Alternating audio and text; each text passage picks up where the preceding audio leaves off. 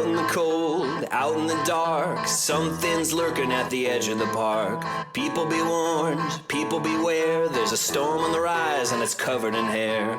Hear him cry, hear him howl, looking for someone to disembowel. Claws like a hook, eyes like coal, feet so big they're gonna crush your soul. They call him Sasquatch.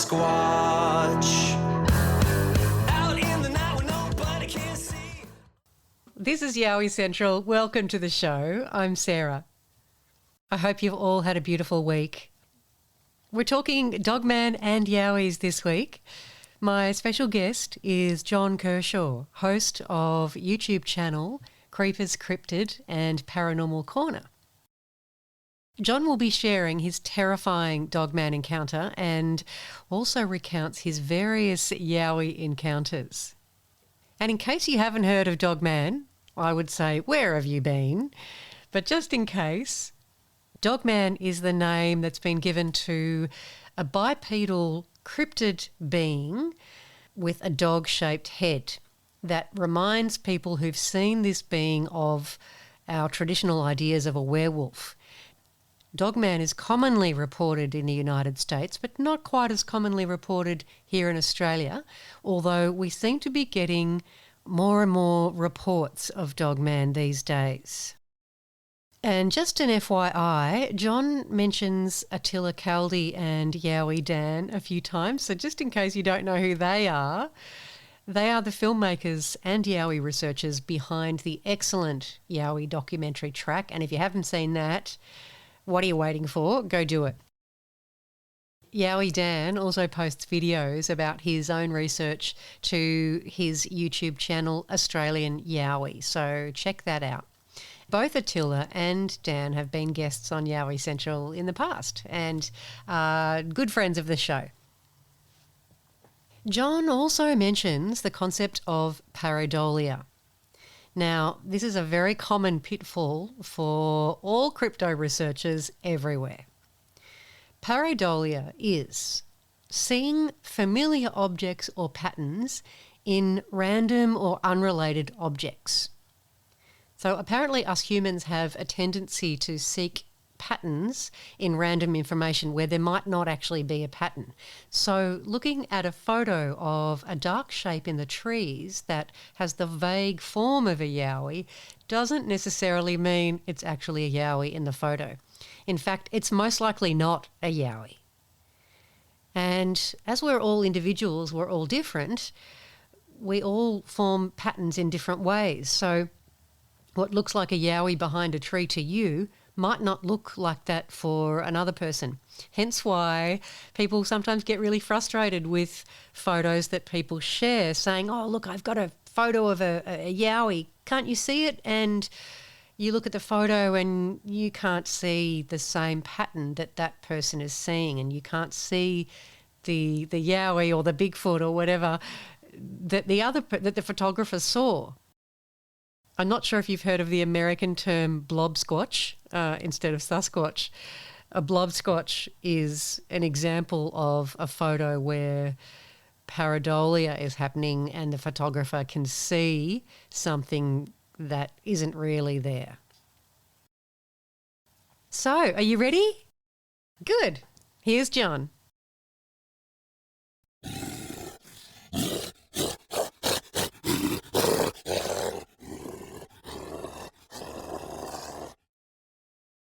Thanks so much for agreeing to have a chat with me. I really appreciate it. Yeah, that's all good. So you've got Yowie stories and a Dogman story, and I saw your photo. That is an incredible, amazing, probably one of the best Dogman photos out there. I'd love to. Pretty wild, eh? Yeah, totally wild. So I'm dying to hear about what happened. Do you want to start with Dogman, and maybe we can talk about Yowies after that? With the Dogman, I had 2 encounters with it, like in the space of 3 days, probably 10 kilometres apart in the areas. I reckon I've had another one there too, but I didn't get close enough to actually see it. I actually seen something up in a tree. And I went down a creek fishing, and I come back and the thing that was in the tree was gone. And then like a day later is when I had the encounter, the first encounter, and then 3 days later I went back to the same areas. I seen the thing in the tree, and that's when I had the thing stalk me and got photos. So. Well, what But area was like, that? this is like on the. I don't really want to put out like the location and stuff, Oh, but that's okay. Just because approximate. it's dangerous. But like it's only 20 minutes from Sydney. Right. Like I'll show you. I'll send you a photo later with the map and that to show Okay, you where cool. it is, and you wouldn't believe like there's 100,000 houses around there. Like it's like I never expected to see anything there, let alone like a kangaroo or something, let alone being stalked by something like that.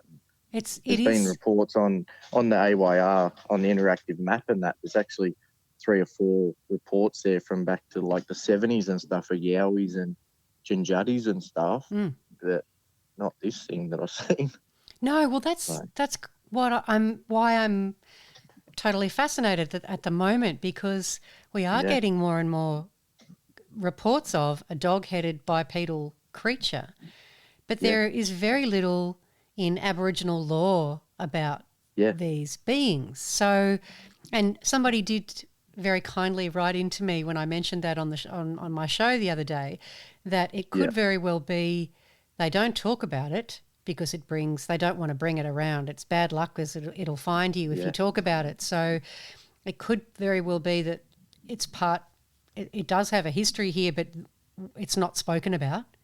Yeah, or there hasn't been anyone to relay the story about them. Maybe. Because the stories I've had, like the encounters I've had and the stories I've heard and that, they're pretty nasty, like, you know what I mean? Like, if you're out in the bush by yourself, deep in the bush like the Aboriginals would have, like, what would they have done back in the day to save themselves, you know what I mean? Like, yeah. And they could have been blamed on anything because they wouldn't have known, like, true. how big they are and how strong they are and stuff like that. Like, nothing would really stop them. Yeah. If they wanted to get you. No, exactly. but you could say that about Yowies too. Like nothing could stop them either. But there are stories of those. There are cave paintings of those. So, and there are stories all over the country in Aboriginal communities about the big fella and the little fella, but there aren't any Dogman stories. So, I'm really curious about is it a recent. Is it a being that's only been seen recently? Is it only popping in to our dimension recently? It's weird. Attila said he's seen something a while back. It was an Aboriginal story about the giant dingo or something like that. And I didn't look into it too much, but I don't know if it meant like a dingo that walks on 2 feet or it's just one of the Aboriginal stories. And he said maybe that was based on this thing. Over in America, it's just ridiculous. Like, there's so many. At the moment, I'm talked to the guys in that North American Dogman project, I think it is, over in America. Oh, yeah. And that Nick Valente that does one of the pages, and he reckons they're getting 10 to 1 Dogman sightings to, like 10 Dogman sightings to every one Bigfoot sighting in the last 12 months. Wow. Like, it's wild. That is wild. Because he's not just Dogman. He'll go and look at Bigfoot and Wendigos, and he goes into all of it. Like, he loves it all, but yeah, so he gets all these reports and he said it's 10 to 1. He said it's just they don't know what's going on over there. And so close to people. What was his name again? Nick Valente. Nick Valente, that's right. I have heard of him. He just does a page on Facebook and he goes onto a few different podcasts and stuff, and he's always on, D.A. Roberts.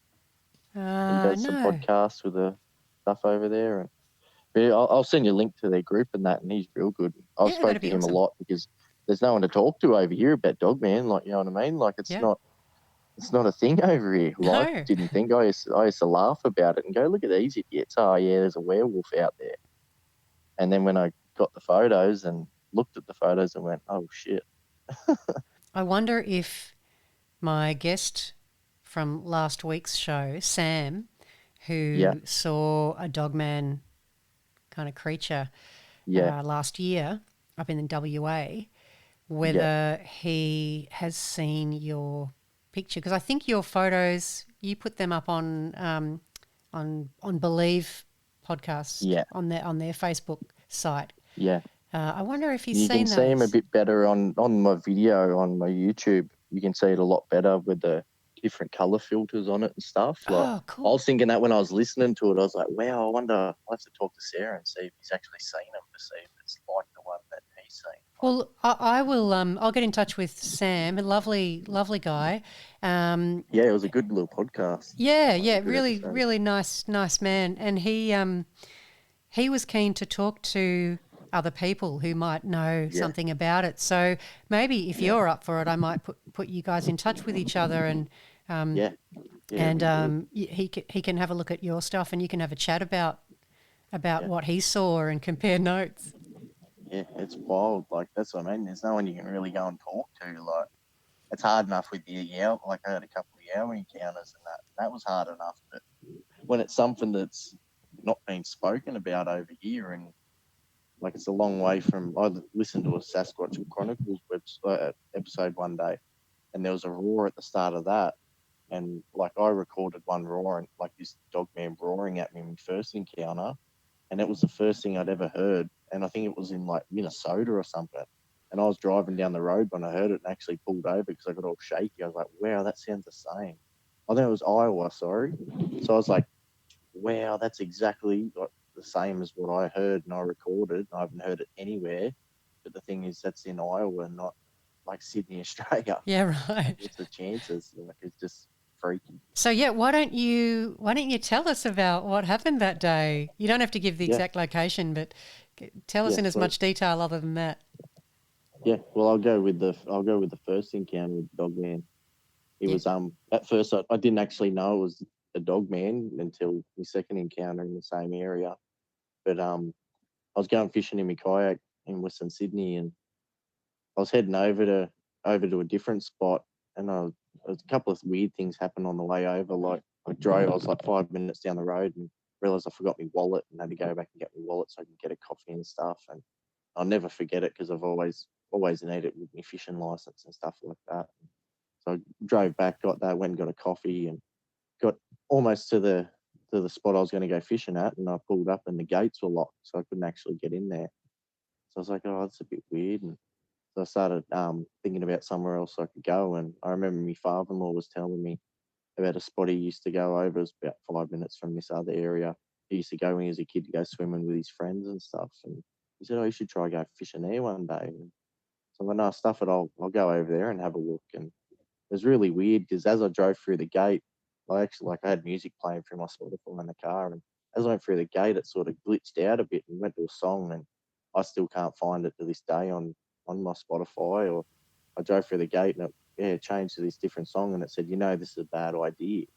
And I sort of thought, huh, that's a bit weird. And it freaked me out, and I sort of kept Yeah. driving in and pulled up, and I got out and was sort of looking on my phone, and I was like, I don't know what that song is, but it was like a chorus. It was like it was halfway through the song, and yeah, it was just really weird. Just heard that, and then it just sort of like, I was pulling up, so I didn't hear any more of it, and looked and went, "What is that? It's not the song that was playing." And so I thought it was a bit weird, and I got out and got my kayak off the ute and got all my stuff ready and started heading down there, and then realised, oh no, I forgot my GoPro, so I had to stop and run back up to the car. And I just simple little things like my wallet and my GoPro. I never forget that stuff. It's always with me. And got down into the water, and it took me about half an hour to get into the water from the car, and there was a lot of bush bashing and climbing down rocks and stuff. And I thought, oh, this is terrible. I shouldn't have come here. And finally got out into the water, and it was real shallow, and I had to basically drag myself along the rocks and the sand to get to a deeper spot. And yeah, so I got to the deeper spot and I started to fish. And my first cast, I had like 5 fish at a time trying to hit the same lure. And I was like, wow, how good's this? And it was just crazy. It was like no one had ever been there. And the effort I went to get into the water, it's not the sort of thing an average person in their kayak's going to go and do. And sort of thinking like someone mightn't have been here for 20, 30 years or if ever. Like it's not a spot anyone's ever spoken to me about going fishing at. And but how good's this? And I kept fishing down the river, and every time I'd cast out, I'd have that many fish trying to hit it. And I was like, wow, it's like my own little oasis. It's bloody good down here, and little secret spot I can go every time and have a bit of fun. And yeah, it was a bit weird, and I didn't think about it for a while, but after thinking about it and that, and while I was paddling along, I seen like a grey flash out the side of me, out the side of my eye off to the left in the bush. And I didn't really think about it until like the second encounter I have with the dog man, and I sort of went, "Oh, what's that?" and kept going. And I seen a big rock on the left of the river, and I thought I'm going to paddle up to there and give it a go. I reckon it'll be a good spot up there. And so I was fishing away and got up to where the rock was and did a cast out to the right to the opposite bank. And as the lure hit the water, something, I was probably about 200 metres up in the bush, just started running towards me. You could hear it just smashing through the bush. Like, it sounded like a big bull or a massive horse running through the bush, but it was that thick, like, I would have struggled to run through it. And this thing was running down and just smashing the trees out of the way, your branches breaking, and it was just crazy. And I was just sort of freaking out and trying to wind me line in. And as I did that, I hooked up to a fish, and I'm trying to wind the fish in, and then all of a sudden the creature just stopped and just started to roar at me. It was just out of sight, like just couldn't see it.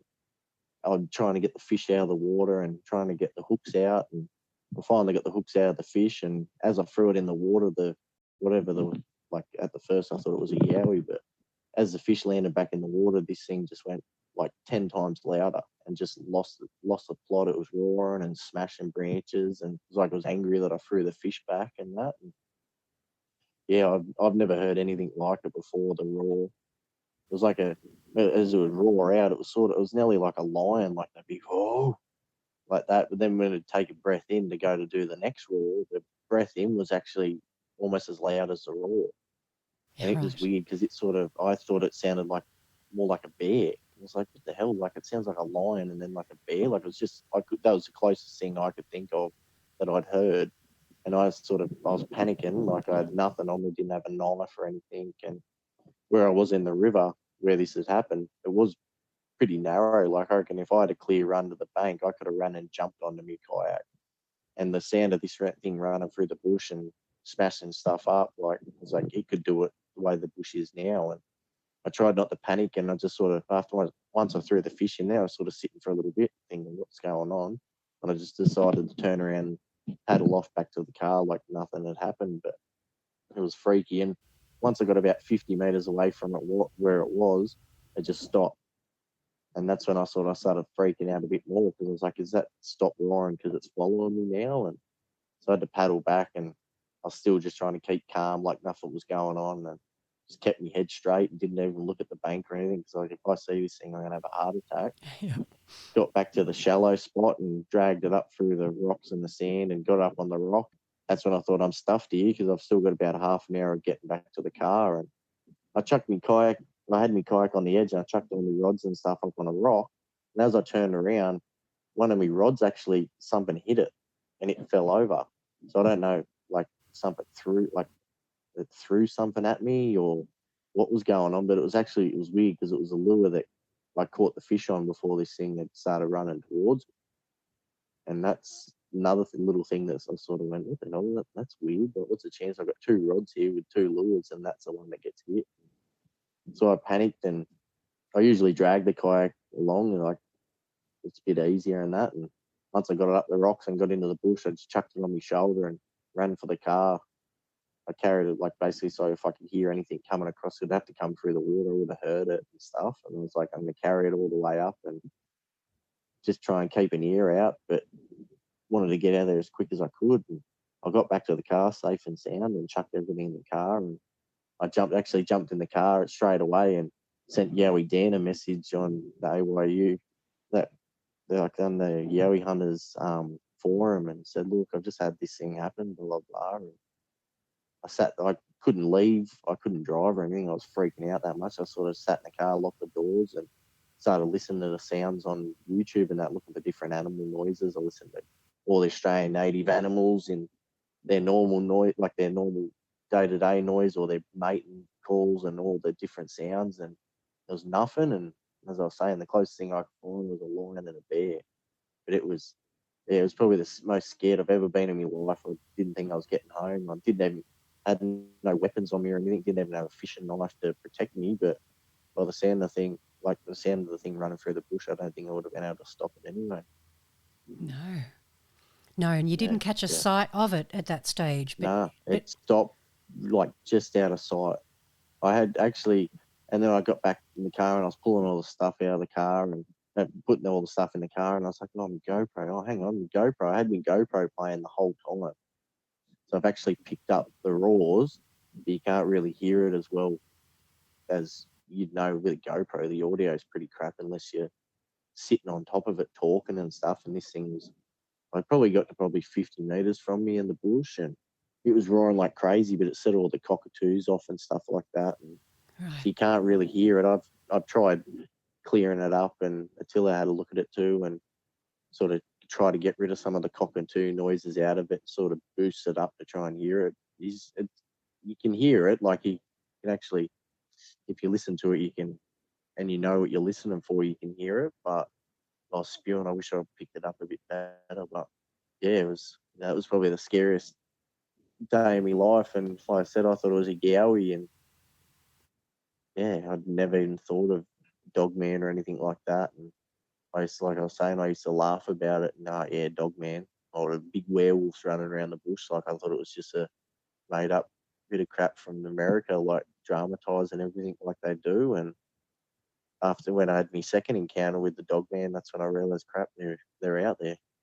Where did those photos that you took come So from? the Was that photos were 3 days later. I went ah, to a different section away from it. Was in the same river system, but it was about 10 kilometres away. I just thought, I'm not going. I want to go fishing. It was actually Boxing Day.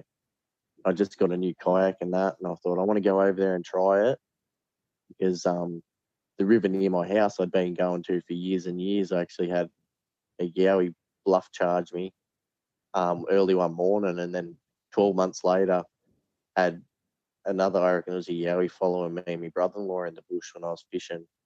That sort of freaked me out too much. I was like, no, it's the same spot. I've had two things happen here now. I'm not coming back. I'd rather drive half an hour to go somewhere else, and then this stuff happens over there. So, what? You might be a bit of a magnet, mate. yeah, well, the first Dogman encounter, like the one I spoke about, I think it was about 2 weeks after the Yowie encounter on the other river system. And I Right. was like, when it happened, when I got back to the car, I was like, come on again. Like, leave What? me alone. I just want to go for a Yeah, fish. Like, yeah. What time of year? When was this? What time of year was it? it was December before COVID. So what was that? December 2000. Did COVID all start in 2020, was it? Yeah, early 2020. Yeah. So So, December yeah. So it was 2019. late 2019. Yeah. It was around the time of the big bushfires and stuff we had. Yeah. Yeah, And that's right. why I sort of went to the other spot too, because the spot I'd been going to was close to the bushfires that were in like the Blue Mountains and that, and it was a bit smoky and stuff. So I was like, well, it's a good idea. I'll go to this different river system to keep away from whatever's going on there and run into a Dogman. Yeah, so what happened then? So how did you get that? How Yeah, did you so manage to get that footage? the second encounter with it, it was saying it was 3 days later on Boxing Day. I went over there and I'd stopped like after the Yowie encounters, like they were happening. The big bluff charge I had the previous year, I'd been going real early in the morning fishing, like getting in it. It was just after my son was born, so I'd get in the river at say 3-4 o'clock in the morning and fish to 8 in the morning. And then by the time I got home, my little son was only a couple of weeks old, so the missus and the kids would be up, and I'd give him a hand for the rest of the day. So it was my compromise of, yeah, let me go fishing, but I'll make sure I get home to help you. You know what I mean? Like Yeah. keep everyone happy and that. So I had the bluff charge happen, and that sort of after that happened, that freaked me out, and I said, no, I'm not fishing now until the sun comes up. So I got over the spot before the second encounter. It was about 6 o'clock in the morning. I got my kayak off, got it all set up, got in the water, and it was good. I jumped in the river. I was fishing for about 10 minutes. I thought, how good? I was just thinking, how good's this? I'm over here. I'm not stressing. The sun's up. Don't need to worry about anything. Haven't heard anything weird. And yeah, it was about 10 minutes into fishing, and I was thinking that. All of a sudden, I heard like a twig snap in the bush. And I went, oh, what's that? Oh, it's probably a little wallaby.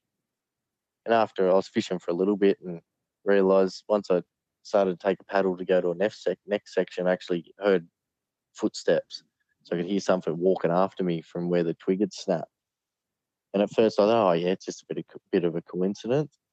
And after a while of paddling, I realised every time I'd stop stroking, like taking a stroke with the paddle, this thing would stop.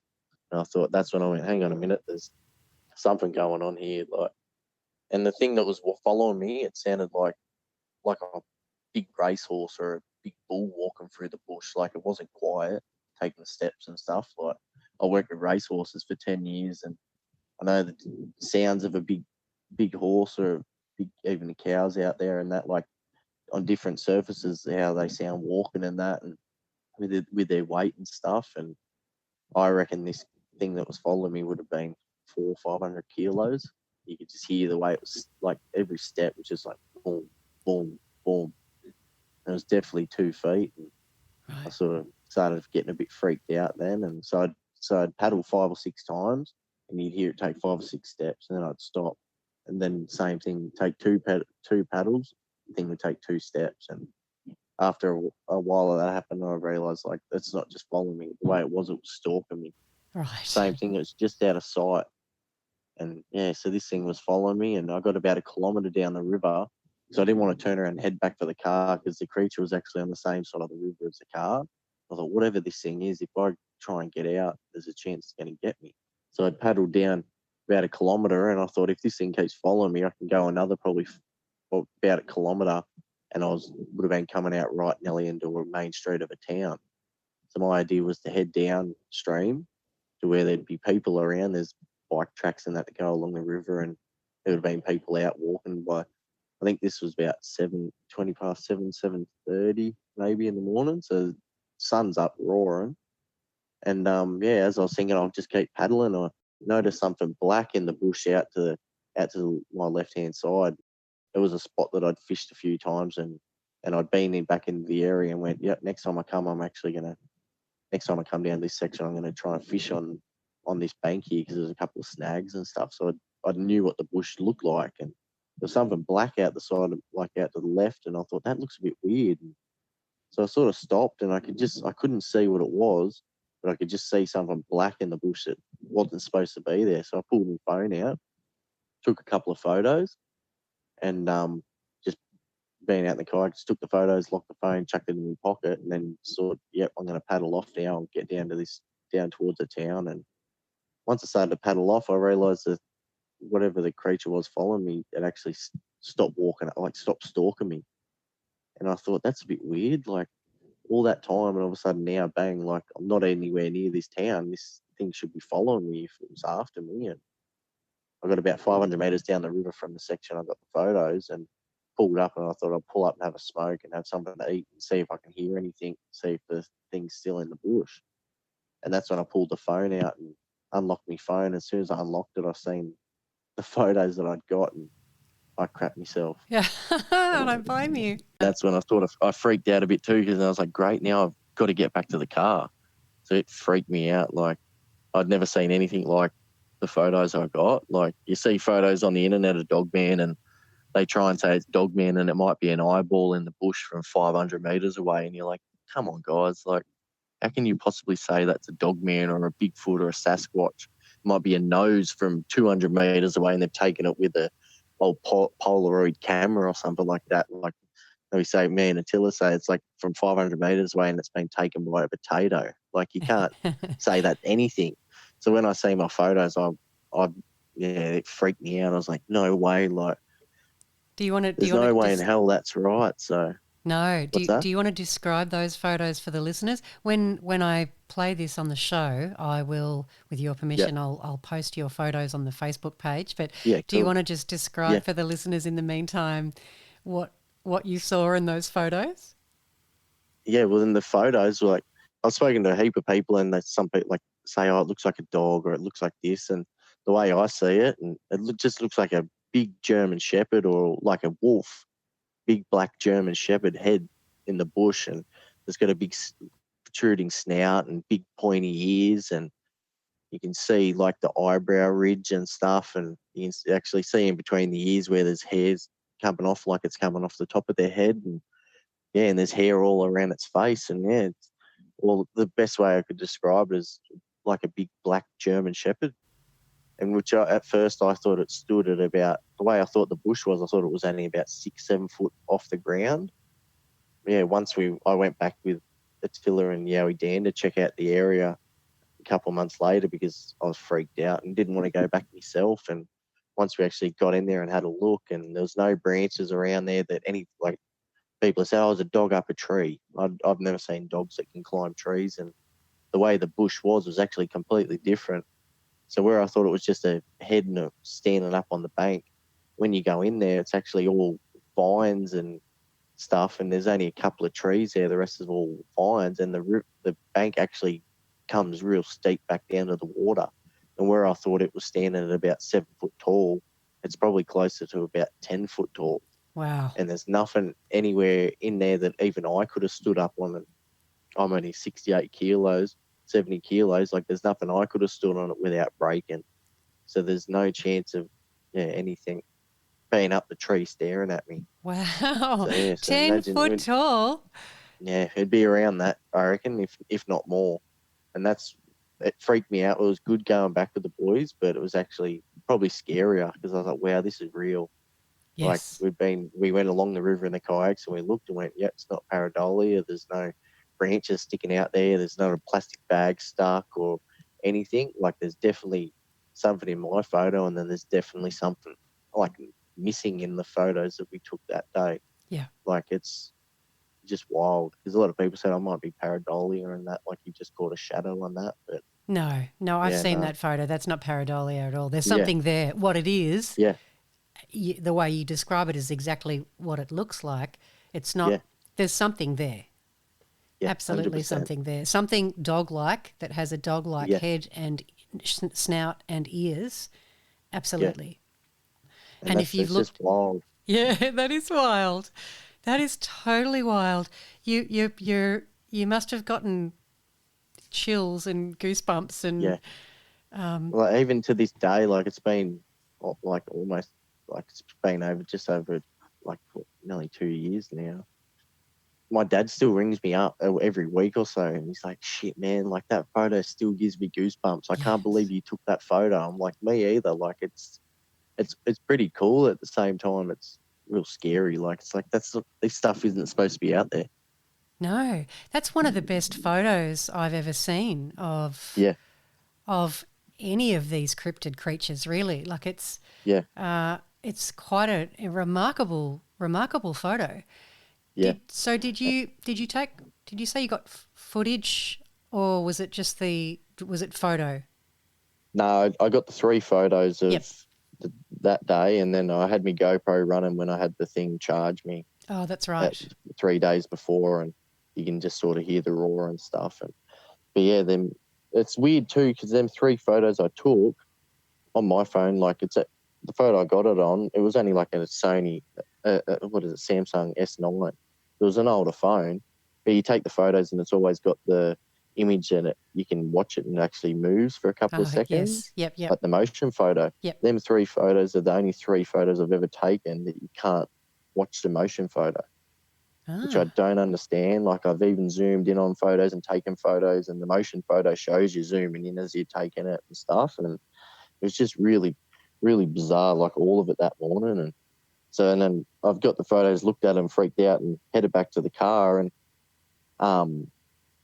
I'd forgotten to tell you, but on the way down, like, before I got the photos, out to the right, I'd seen another grey flash. And I didn't even think anything about it the first time. I was saying the first encounter. And then the second time it happened, same thing, didn't pay attention, got home, and I was like, hang on, that's 2 times now I've had these encounters and seen this grey flash thing going through the bush. And it's another weird thing that's happened over there with all this stuff. Like, it's like, what's that? Like, it wasn't like it was just a flash in my eye or anything. It was something that flashed through the bush, and whether it's something to do with them or something else. But I got back to the car, and the whole paddle back to the car, I reckon I would have won the gold medal at the Olympics the way I paddled back. I freaked out, but then I realised, same thing, I better slow down and keep an ear out in case the thing was following me. But never heard one thing after I got them photos. So whether the creature realised I took photos of it, like they're smart and actually realised I've mucked up here, or maybe it picked up on the frequency from me camera after it and it sort of spooked it off, or whatever it was. But as soon as I took them photos, that was it. Didn't hear another thing.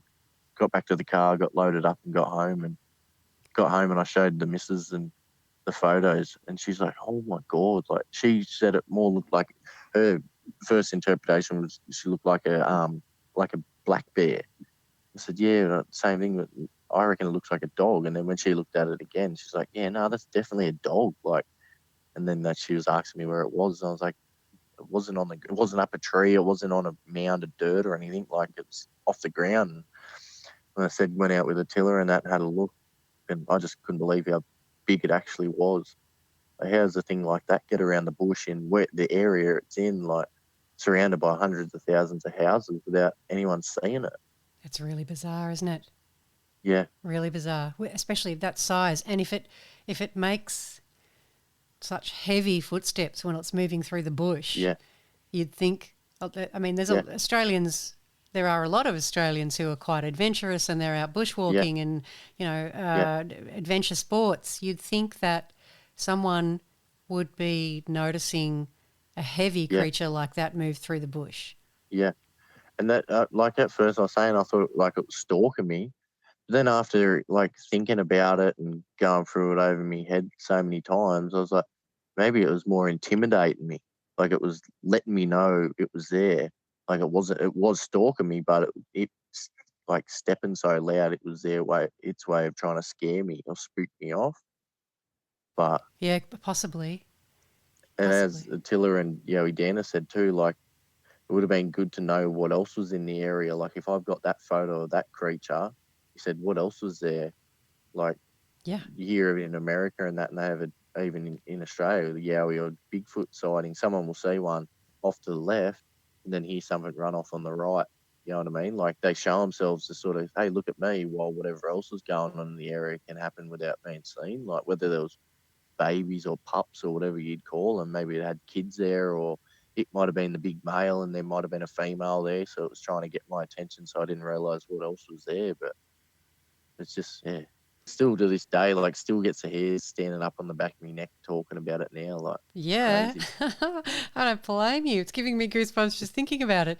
So, Yeah, with the grey flashes that you saw, were yeah. they large in between trees? Were they? Do you think they were No, coming it's from just, yeah, something? just like in the bush, it was just like I just noticed a grey flash out the side of my eye in the bush, like something like it was traveling through the bush.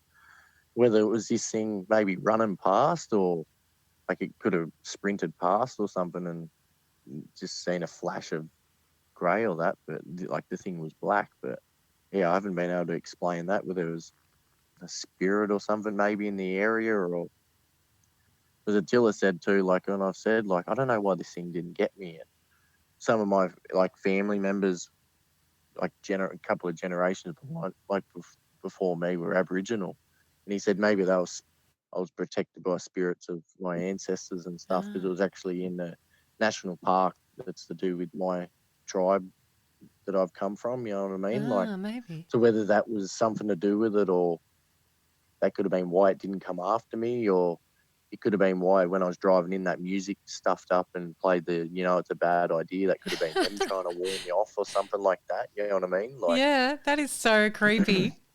in the first encounter too, I got a bit carried away and forgot to tell you, but when I was sitting there in the kayak just about to turn around and paddle off, I actually heard in my head something say, "Go now or you're going to die."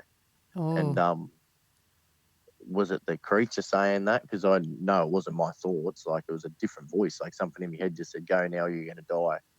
And I don't know if it was the creature. You hear about telepathic talk, like mind speak and stuff like mm-hmm. that, Yep. or was it me picking up, being in that national park to do with my ancestors, picking up on spirits or from the land or something like that, saying, "Hey, go now, or you're going to die," like being a warning.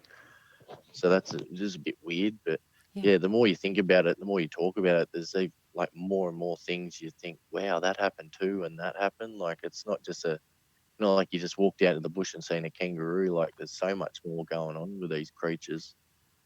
It's just like I said, it's wild. Absolutely. So, has anyone else in your family, like aunties and uncles, parents, brothers and sisters, seen these creatures or had other strange paranormal things happening? Oh, not too much. Like Well, my first Yowie encounter I had years ago, it was actually at my Nana Pop's farm, and my mum and dad and my nan were with me when it happened. And other than that, like all the rest of the stuff, like not much going on. I've had family members that have seen Yowies and stuff in different areas, but not the same locations.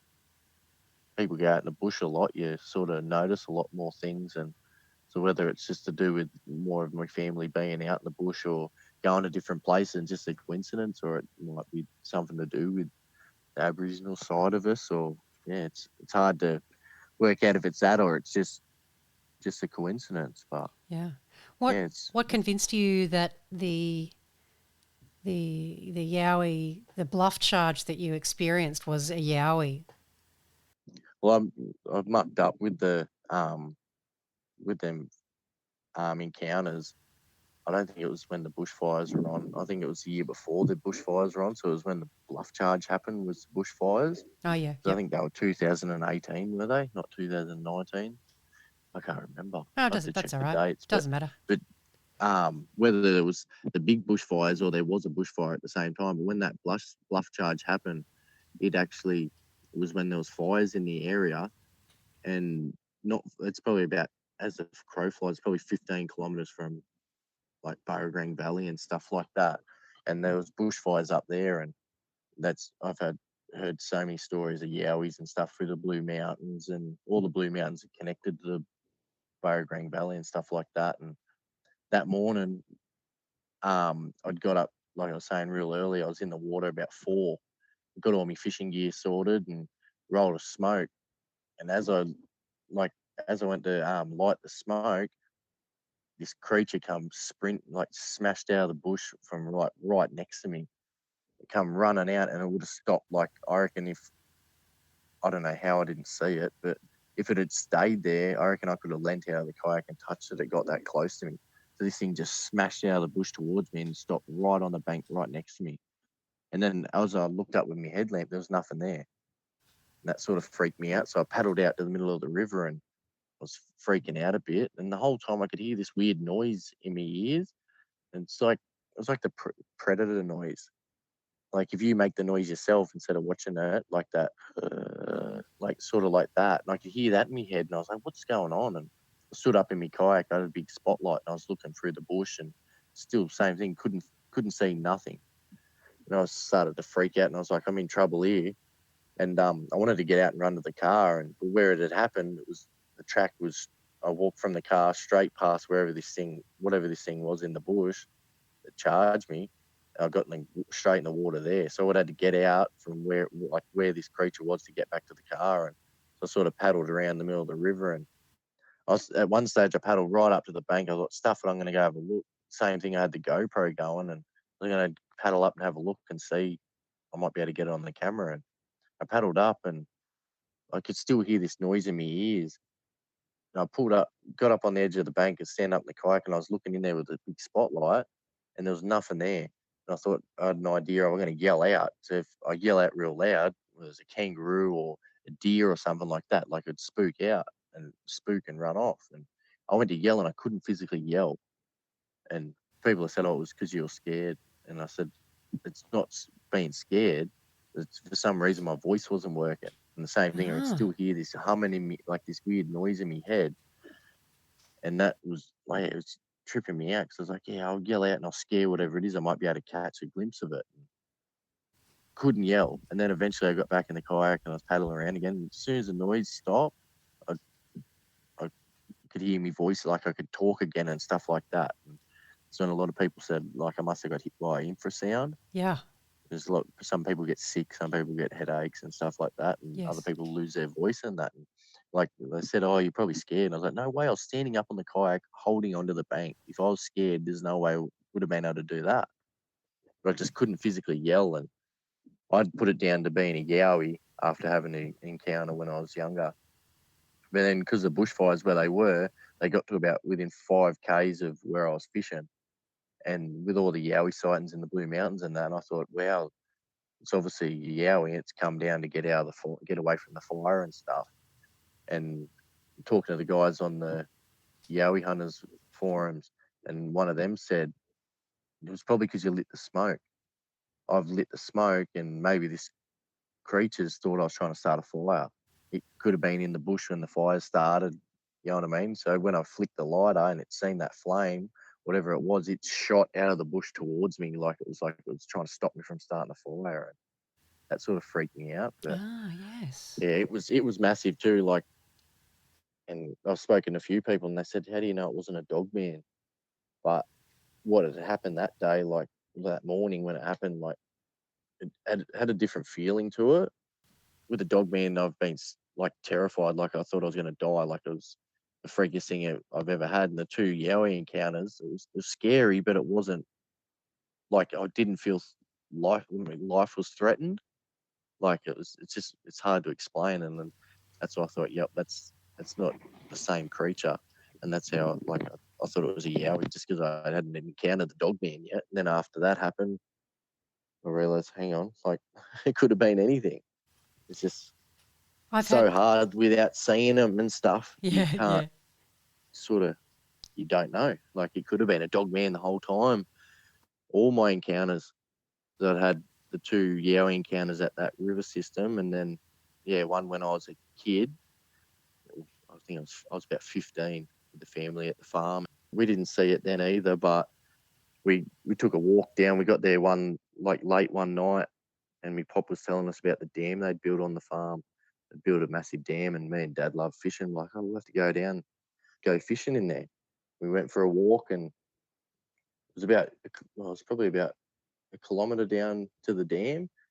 By the time we got lights and that, it was about 12 o'clock at night. And we got a couple hundred metres down the route, down towards the dam, and Mum said, "Can you smell that?"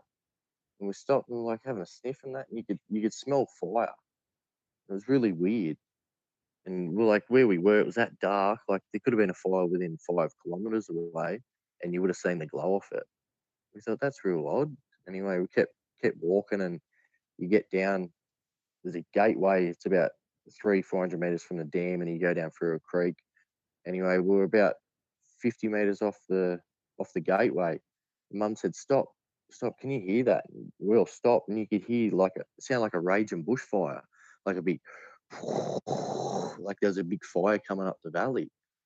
And we all stopped and went, "What the hell's going on?" Like we've smelt fire, and now we could hear a fire, and then just like that, just stopped.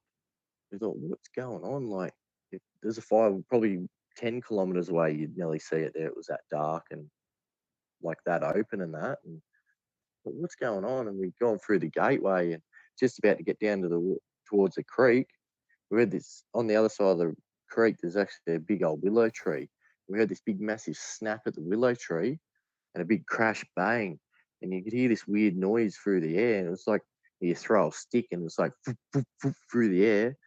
Anyway, as we're standing on, what's that? A massive branch actually hit the fence behind us, and it set off kangaroos and whatever this thing was ran off through the bush. And so we freaked out and ran back towards the house. And yeah, we come back down a couple of hours later with me pop to have a look around the area with the car and the lights and stuff. And it'd been a big branch snapped off the willow tree. And sure enough, it was what was near us. And between where we were and the willow tree was about 70 metres. And me and Dad struggled to pick the branch up, let alone being able to throw it 70 metres. And so that freaked us out, and we're up all night thinking about it. Never seen any signs of anything down there other than underneath the willow tree, all the grass was all padded down. And Pop said, "Oh, it might have been some goats up in the tree or something, and you spooked them and they jumped and the branch snapped." And we're like, "Nah, that's the branch over here that we heard snap." And so that was pretty crazy. Like we ran up to the house, and like I've never been so scared in my life then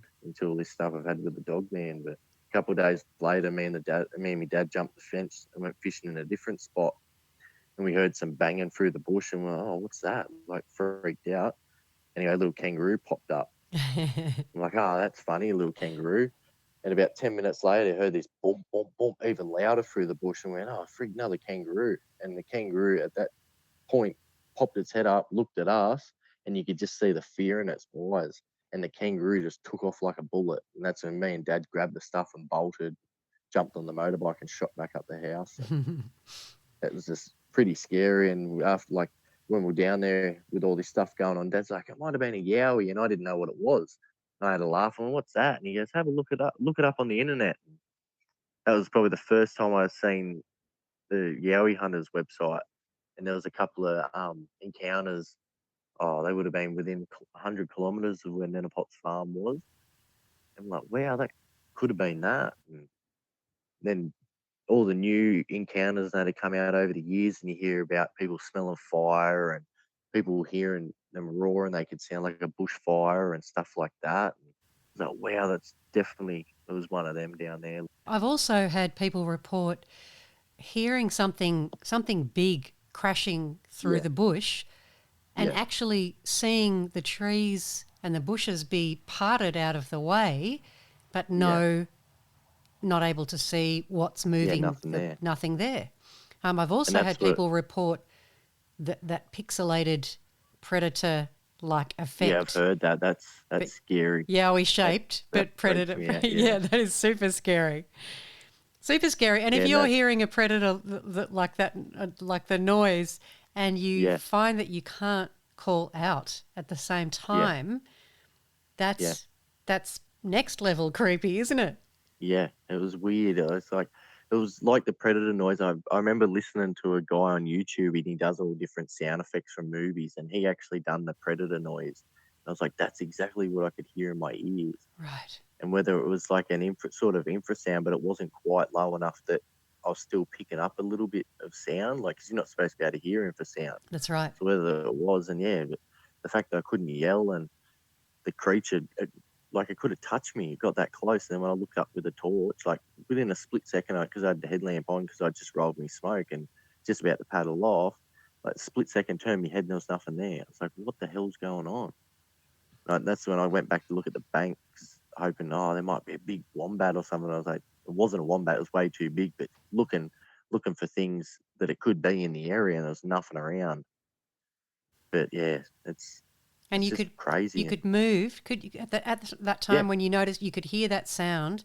Yeah, I could move completely. I do everything. I just couldn't make a sound out of my mouth. Like, wow. No matter what I tried, like, there's a thing I thought I'd scream out real loud and spook whatever it is out. But then at the same time, after I did it, I couldn't work. I was like, crap, what if something happens? I'm not going to be able to yell out for help. Like, there's houses off in the distance, but if I yelled out as loud as I could, you'd probably hear me, but I couldn't even do that. I'd never been so scared in my life again. Like, it's just like every time something's happened, it's just got scarier and scarier and scarier and closer and stuff. And it's like, wow, like, you sit there growing up as a kid and you see things on TV and you're like, oh yeah, whatever, that's not true. And it's like living your scary movies as a kid in real life, like with the Dogman and Yowies and that. Like, it's just, and it's quite remarkable. You know, there's people who spend their life out in the bush and never see one of these creatures. But there's people like you who have had now multiple weird happenings and then gotten these photos and felt that fear and had all those strange things happening so many times. It's almost like, well, there's something special about you, obviously, that they're attracted to, or there's something about your frequency that you vibrate at that they can they're attracted to. I don't have the answers, but it's so interesting.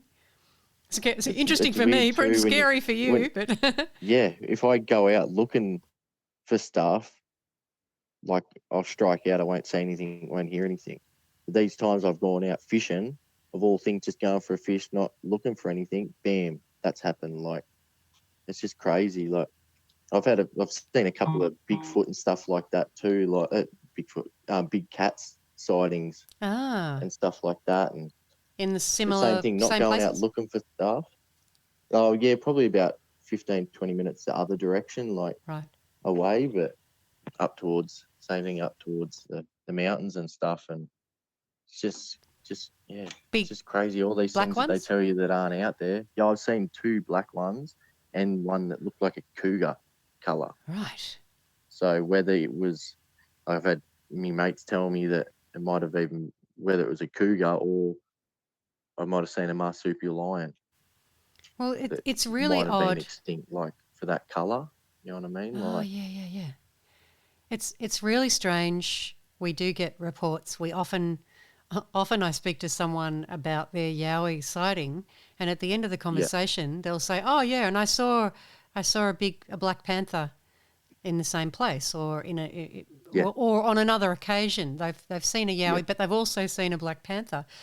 yeah, And I remember Tony Healy, the researcher and author, yeah, he was drawing connections between black cats and Yowies and yeah, UFOs and water creatures. Like they all seem to be seen often by the same yeah, people in similar locations, not necessarily at the same time, although sometimes seen in at the same on the same occasion. But there's some connection there, whether yeah. It's whether it's like these areas are like bringing these creatures to them, or or it's the they're same portals being there. that's It's shape just, shifting from yeah, maybe. one form to another. It's funny because I was looking into some stuff one day. I was bored, and the couple that went missing down the Victorian High Country. They just Oh yeah, the one in um Gatta Valley. yeah, the older couple, they just found Yep. their remains and stuff on the news. Yeah, very And I was sad. watching yeah, very sad. And I was watching a video by David Paulides. He actually did like a YouTube 411 on it, and it had a map and it showed where they went missing and all the different spots. And I thought that's real weird. Like I wonder what's going on there. And then just after that was when Melbourne had the earthquakes. Anyway, I looked up on the earthquake website and it showed you where the epicenter were. And they were actually in the same sort of areas where all these people went missing. Right. And I thought, that's weird because Australia's not on, we haven't got fault lines. Like we're not got tectonic plates on top of each other. We shouldn't have earthquake. And I thought that's really weird. So then I looked at that and then I went on to the Yowie Hunters website and looked at the interactive map. And if you go to that same spot, there's actually been Yowie sightings in that same area too. That's right. Yeah. And that's just really weird that three things, like all these people going missing in this weird spot, then the earthquakes, so we're not supposed to have earthquakes, and then Yowie sightings too. And I was like it's just like everything up here that I've had. Like it's like all these different things. Just you find this one spot and you could get so much activity with everything. Yeah. Like whether it's to do with the energy or Or is it ley something, I lines? don't Something know. to do with ley Yeah, lines. There yeah. That's was, I've heard about that. I haven't looked into them, but it'd be interesting to see if any ley lines cross in these sections too. Like, absolutely. yeah, I don't know enough much about ley lines either, but I've just started learning how to use a pendulum and yep, researching a little bit about ley lines. It's quite an interesting subject. I yep, found out that there's one that goes through Uluru that also comes all the yep. way down to through Echuca in Victoria and Shepparton. But Oh, I yeah, wonder, I don't remember just off the top of my head, but I wonder if that same ley line goes through into Gippsland, into yeah, where that earthquake was situated as well. I don't know. yeah. It'd be interesting, eh? Yeah. What's the pendulum thing you're talking So about? I'm doing it's an energy clearing course, and Yep, you use a pendulum to, and it's quite strange because yep. you can hold it above the palm of your hand, Oh, is and that the thing? And then you can get it to move by itself? yes, Like, and it yeah, changes directions. If you then turn your hand upside down and it's over the back yeah, of your hand, it swings in a different pattern. And yeah. Well, and that's every single interesting because, time it does the same thing. On the palm of my yeah, hand, it swings backwards and forwards at a certain yep, angle. As soon as I turn my hand over, and it starts swinging in a clockwise circle. And every single time I do it, it happens exactly the same. yeah. Well, that's interesting because that's what I thought it was. Because my mum used to, or she still does now, but she always loved tarot cards and Uh-huh. Reiki and stuff like that. She Yeah. really got into Reiki, and we're doing the race horses and that. She's even come out and done like pain relieving Reiki on the horses just Oh, to awesome. try it, just for something, like not right into it. She's just really interested. And she had one of the pendulums, and she was doing it one day. And I'm like, yeah, whatever, you're a crack up. You're just moving it yourself. And she gave me a turn, and it was swinging that hard with me that she looked at me and went, "What?" Like it was nearly swinging that hard that when it was coming down, it was nearly dropping and then swinging again. Yeah. And she's like, wow, you're mucking me around. I'm sitting there shaking, going, no way, Mum, I'm not moving my hands at all. Like, what is this? I was like, what is this witchcraft? And she started to laugh, like, It's because kind of I'd had like, nothing. Like, I was doing it, thinking, oh yeah, it's just taking the piss out of me. She's having a joke with me, and then when I did it, she's like, wow, like I've never seen that happen before. And she's even said, like, maybe energy picks up on these beings or creatures or whatever you want to call them. Like, it's maybe. so hard with all the different encounters and that you hear people, like you said, seeing trees moving and not seeing the creature. And it's like, well, flesh and blood, you'd be able to see it, or whether they're camouflaging or what. But the way I think of it, like, look at it as maybe people are picking up on Yowie or Dogman, Bigfoot, whatever, whichever creatures, but maybe picking up on their spirits when they're not seeing them. Yeah. Because people have encounters with ghosts and poltergeists and all that sort of stuff. So could that be the explanation for some of the things that are happening that they're not seeing them, or weird, odd things happening, and then but then again, other people are actually just picking up on the live creatures. But Maybe. even then, it still doesn't explain enough. No. It doesn't No. explain it well enough to go, yeah, that's it for That's sure. it. Yeah. Because No, it it's just doesn't. weird that they could be here and then they're gone. Like, Yeah, it's or just, like the witness I interviewed last year, but put it on my show a couple of shows back, who yeah, saw that crazy creature with the cat-shaped head. yeah, He also saw a massive, or two yowies, a little one and a big one, but the massive yowie, as he moved towards it, faded out and disappeared in front of his eyes. And yeah. he That gave me actually walked, goosebumps when I heard that. yeah, and he actually walked through where it was.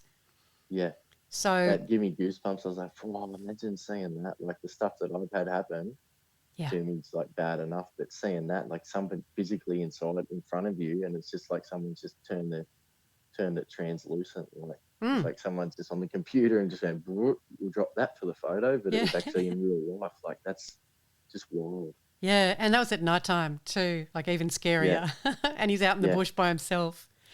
yeah. I've seen, like, when I've been fishing on different occasions and that, before I'd had like the recent Yowie encounters and stuff, like, you'd see so much in the mornings, like, and not think anything of it. Like, even one morning I was fishing and I seen two glowing red eyes in the bush, Ah, and I was like, oh crap! I just picked. Ah, I must be a fox or something over there. And then after all this happened, I was like, hang on, that happened. I seen those eyes, but it didn't have a light on it and stuff like that. And once you have an encounter, you think about stuff, odd things that have happened, and it sort of explains it to you. Then you're like, wow, maybe that was this or that. yeah. But until you have an encounter, you don't even, like, it's like your eyes are closed. Like, you don't realize what's going on around you until you actually physically have a bad encounter or something enough for you to know that there is creatures out there that can do stuff. Like, it's not just, yeah, it's hard to explain. No, no, I know exactly what you mean. All of a sudden Yeah, the penny drops and you go, oh, hang on. When that yeah, happened in the past, maybe, wait a second, maybe that yeah, was something a little bit spookier going on than yeah. I And realised, and things fall into place and you go, oh, maybe that's what happened. yeah, and talking to the guys in America about the Dogman and that, like you were saying before, people have said, like, sometimes they follow you and stuff.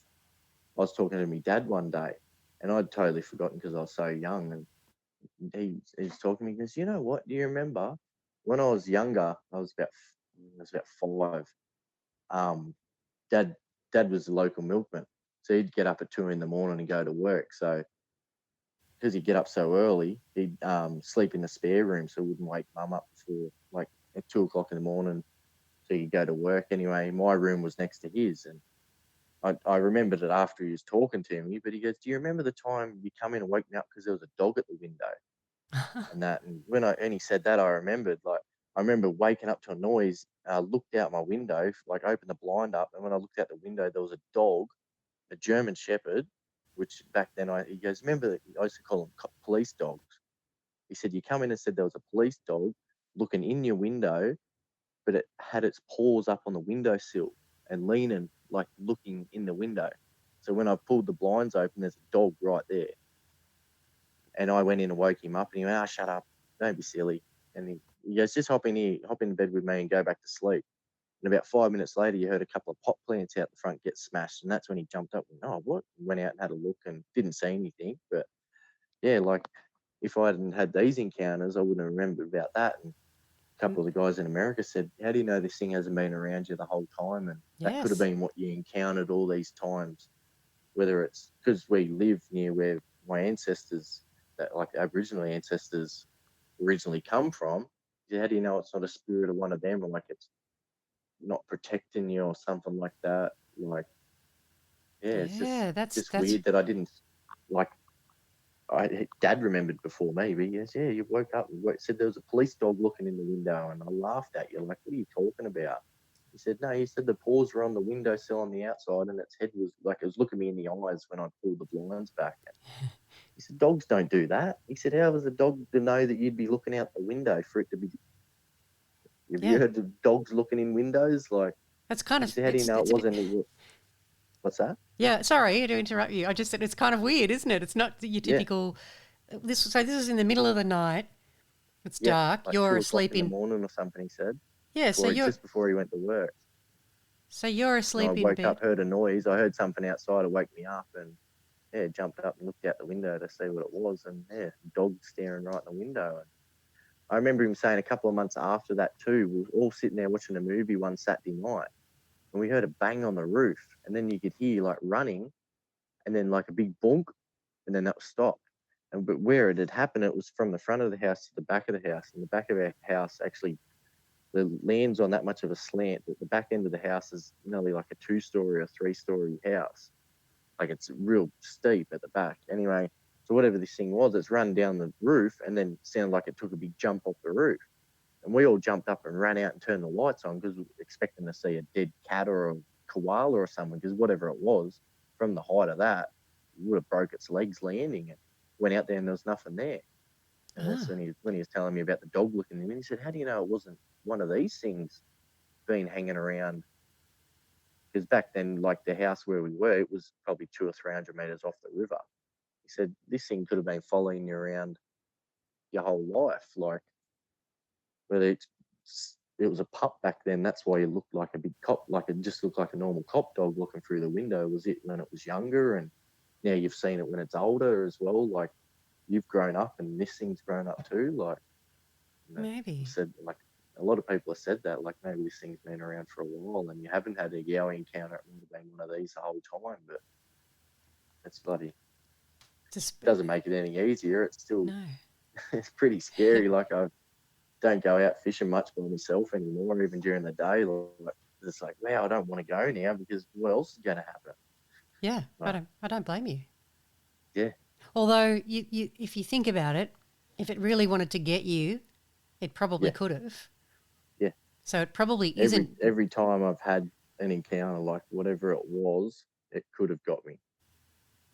Yeah. So whether it was just tricking me or might have been something going on in the area and it's trying to scare me off, or, you know what I mean? Like, it's just, it does your head in. And even a couple of months ago, like I've sent it to a tiller, I have to send it to you. Went out for a smoke. Would have been 12 o'clock one night. I couldn't sleep. Went out for a smoke. And I was doing something on my phone, and like a police car was coming across the bridge near our house. Anyway, the siren, you hear the siren going. Every time it stopped, you hear this massive like howl coming from down the bush, like down near the river. And as soon as I heard it, it had the hairs on the back of my neck stand up, and it actually sounded like the creature, like the Dogman I recorded when it ran through the bush at me. Right. I'm half an hour away from that spot. And I was like, wow, like, how could I go out at that time and then hear that? Like, of all the times I've come out and it's that one time I come out and I hear this howl again, and I actually recorded it. So I have to send it over to you, and you can hear it in between the sirens. And it's like, what the hell? And Dad's like, yeah, it's definitely still around you. Yes, maybe it's your spirit animal. Joke with you going, I know where you live, like. Maybe, but I guess you can reassure yourself though. If it really wanted to hurt you, it would. So maybe that's not what the intention is, and maybe there's no need to be afraid. Maybe it's protecting you from Yowies, or protecting you from some other attack. It's crazy. Like we've been back to where I had my first Dogman encounter, and like in the when it charged me through the bush. We've been back there a couple of times, like with the missus and kids, because there's a big park there, and we've had lunch with me father-in-law and that there. And we went for a walk. One day we went for a walk down near the water, and I was telling the missus where it had happened and stuff like that. And my daughter's there, and she goes, "Can you hear that?" And in the distance, you could hear this same roar, and that Right. she picked up on it first, and she's 5, and she knows what's happened to me. I've showed her the photos too much because I don't want to scare her, but I just say, "Oh, a big animal in the bush was roaring," and she looked at Dad, and she goes, "Dad, it must be your friend. It sounds like it's saying hello." And I went, "Oh, don't, because that's creepy." She's like, I think it's saying hello to you. It's like it knows you're here. And then I thought, oh, I hope it's me friend and it's letting me know I'm here, and it's not going, "Hey, mate, I know you're back. You better get out of here." I'm going to come and get you. Yeah. So she heard it, and then we went again. It was only a couple of weeks ago we went over, and we jumped out with some fish and chips, and we started to eat. And my missus actually looked at me, and she looked like she's seen a ghost. And she's like, "Can you hear that?" And sure enough, after she said that, you could hear the big howl again. I was like, "What the hell?" Like, it's lunchtime now, and like it's not like it's a koala or something mating calls or that during the day. Like, so I've been there and I've recorded it once, and then heard it another 2 times, like middle of the day over there. Like, and my daughter said again, "Dad, I think it knows you're here again." And I was like, "I think it's time to go." Like, it's just crazy. So I don't know, if it is picking up that I'm there, or it's just purely coincidence. You know what I mean? Like, I'm listening for stuff like that now when I go out and stuff. But both these times, my daughter's heard it first, and me missus. But yeah, it's crazy. I don't think I'll ever go out in a kayak over there again. By No. myself anyway. Like, just in case, like, it could be looking after me and stuff like that. But you don't want to risk it. I guess you could also, if you are out there, go out there setting your intentions, like talk to Yeah, it and say, yeah, I'm not here to harm yeah, you. I'm not here with any disrespect. I just want to do a little bit of fishing. I'll leave a couple of fish yeah, out on the bank for you. Maybe that will yeah. make a difference.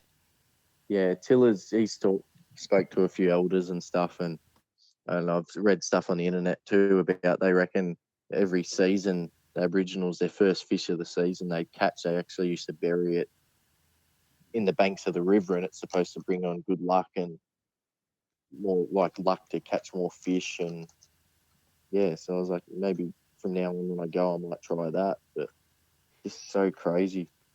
Maybe that, because I've heard that practice before, Aboriginal people Yeah, leaving some of their fish for yeah, the big fella, for the yeah, yowies. Maybe that tradition of burying that first fish is actually leaving the fish there yeah, for the yowies, and the good luck with the fishing is simply that they're not attacked by yowies and that they're allowed to yeah, fish there in peace.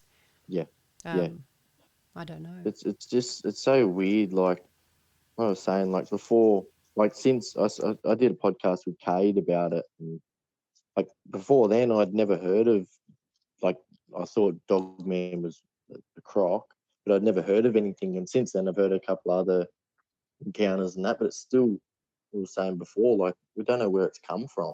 It's just like recent.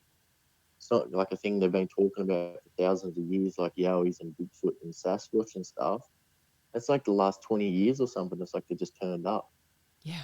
That sort of freaks you out too. It's like, where have they come from? And what do they say in the States? I could have sworn I heard, and I might be wrong, that there was more history of the dogman like creature Yeah, in native North American histories yeah, in their lore. Is that right, or have I got that wrong? yeah. I've heard the same, and a lot of people go back to even like in the Bible with like the sign of Cephalus, like the Yes. half man, half dog, and stuff like that. But other than that, like in Australia, there's been nothing about it. Like, Yeah. there's even in the Kakadu and stuff like that. There's cave paintings from 10,000 years ago of big cats, and like nothing against Aboriginals or that. I'm not saying they're silly or that, but they would have known how to draw a big cat back then if we didn't have big cats roaming the bush. Like, they couldn't jump on their phone and go, "I wonder what a big I wonder what a big hairy cat looks like to draw it. You know what I mean? Like, Yeah. then he drew stuff. All their history and all their stories and that are based on animals they've seen. Like, not saying they're silly, that they could just make up. Oh, I'm going to think of this thing that walks around and like hasn't got a big long snout like a dog, and it's got a real long tail. Like, they wouldn't have thought of that stuff. They drew stuff that they'd actually seen, and there's paintings of big cats, there's big photos of yowies and bunyip and stuff like that, but nothing anywhere on Dogman. Like, Yes. it's so weird. It's really bizarre. Yeah, Really whether bizarre. they've just turned up or they've got on boats and come over here, or they've been here the whole time and there just hasn't been anyone to talk about it, like anyone survived. Yeah, Like although I said, they felt pretty nasty, the encounters I've had.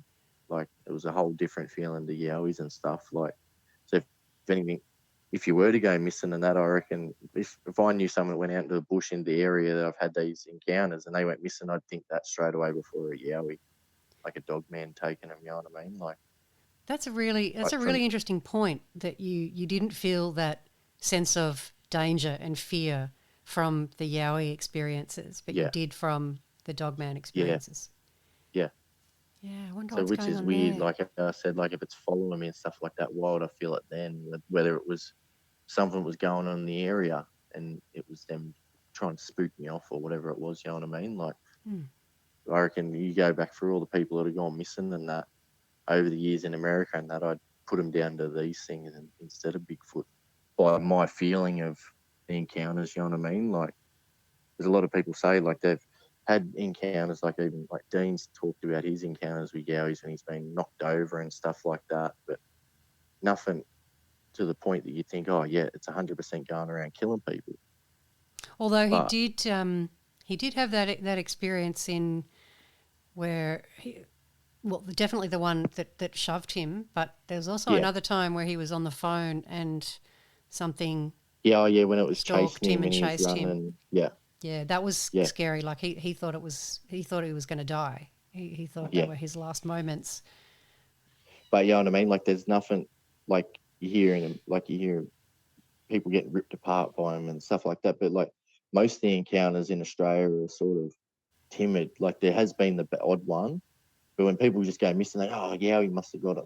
But now, after all the stuff I've had happen, it's like, I don't think it's a yowie. I think it's a dog man that's taken It someone. could If be. something like that's happened, you know what I mean? Like, you hear in America of them coming out, sticking their head out of the bush and snarling and growling at people like in the middle of the day. Like, it's like that's intimidation. That's like trying to put fear in you.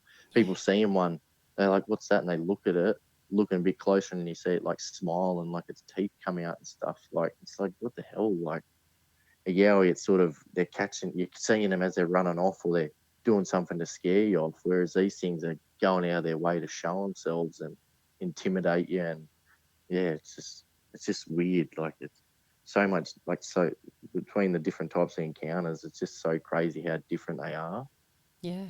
And are they happening in the United States? Are they happening all over the country, or certain in particular Yeah, areas? everywhere. Like, Everywhere. I was talking to my mates over there, and like I was saying, the last 12 months there's been say 10 reports of Dogman to one Bigfoot. Like, there's just they don't understand what's going on. They're just exploding.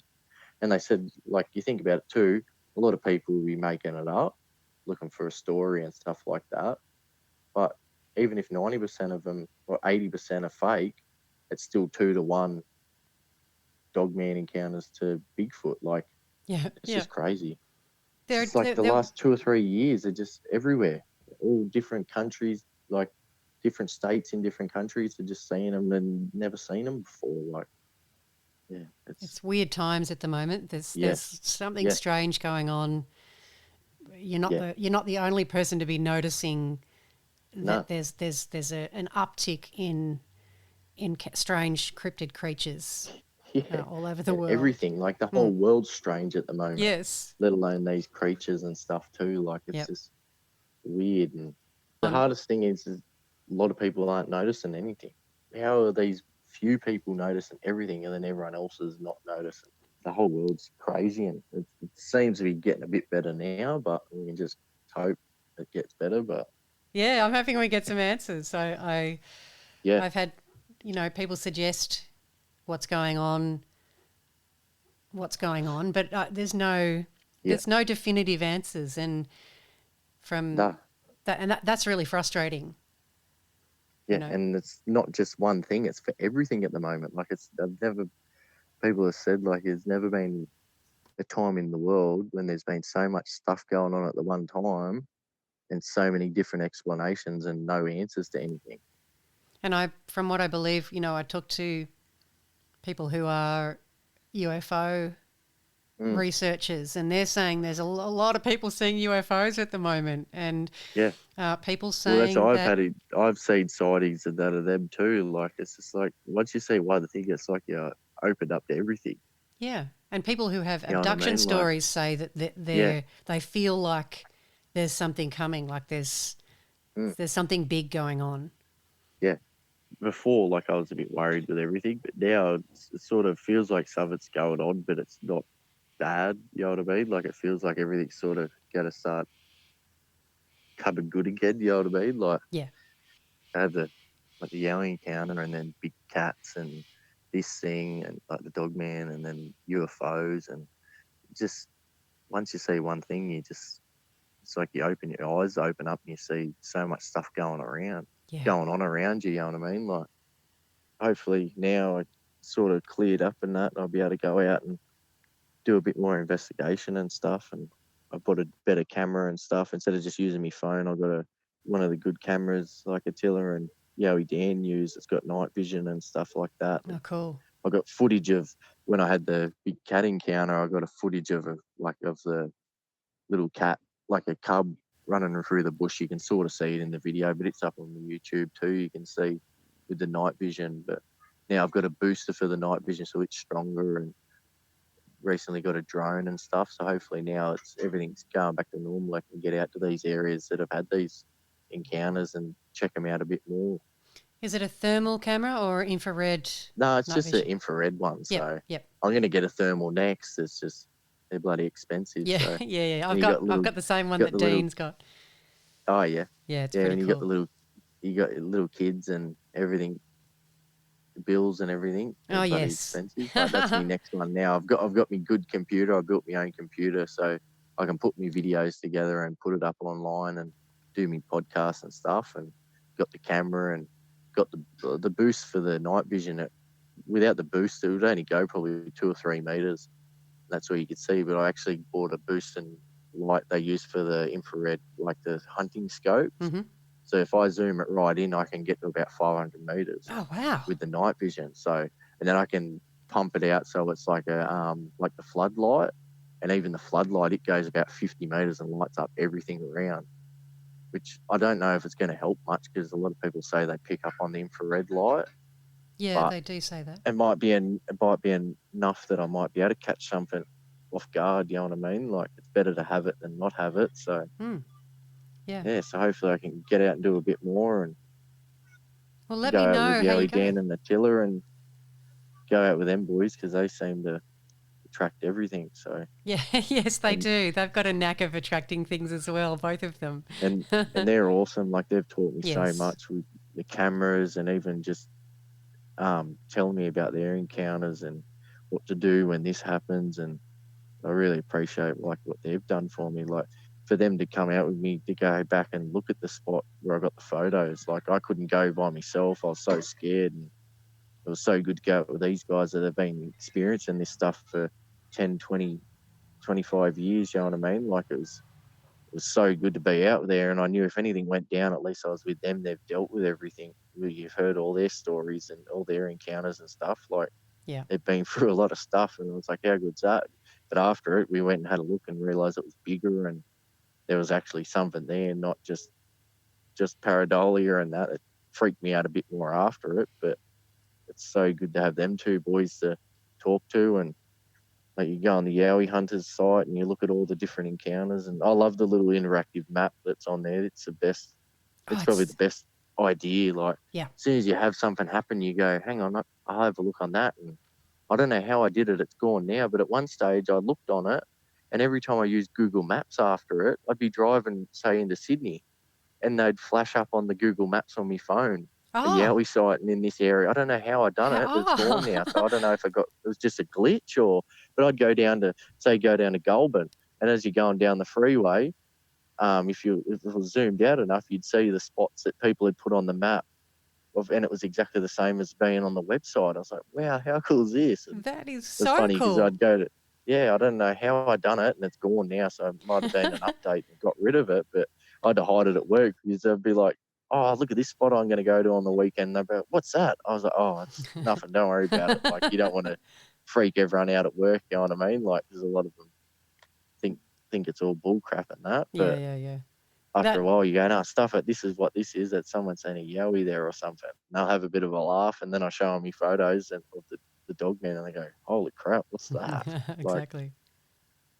over the next couple of months, we're going to do a bit of camping, like with the family, and that, go to a couple of different spots. And while we're out, I'll have a look around, and but other than that, I'll just do some podcasts, and I'm going to get me mates from America with the Dogman stuff to come on and have a chat with me and that, and Awesome. see if So, they can get them in contact with you and get them on the show. Though that would be be good. super cool. That'd be It's great. so good to talk to them. Like I was saying, there's not many people here you can talk about this stuff with because it hasn't existed over here. You know what I mean? And these guys, every week they're having encounters or they're talking to someone, and they've all seen them and run into them in the bush and that. They've got so much knowledge and that.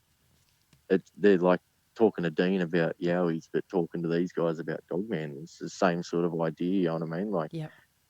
Dean's the top dog in Australia with Yowies and stuff, and Yeah. you know what I mean. And these guys are like the equivalent of that with Dogman in America. It's awesome to talk to them all the time. And Love to talk to them. Do you want to tell the listeners where they can find your YouTube channel? What's it called? it's just called Creepers, Cryptid, and Paranormal Corner.